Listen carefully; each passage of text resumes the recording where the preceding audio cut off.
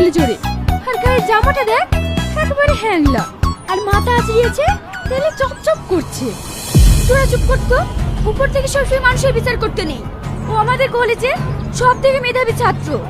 আর ওর চেহারাটা দেখেছিস, কত সুন্দর। কি রে, তুই আবার ওর প্রেমে পড়ে গেলি নাকি? এরকম ছেলে পেলে কে বা প্রেমে পড়বে না বল? সত্যি তোর রুচি দেখে আমি অবাক হয়ে যাচ্ছি। কেন? শাহিন, শোনো। কি বলবো বলো তা।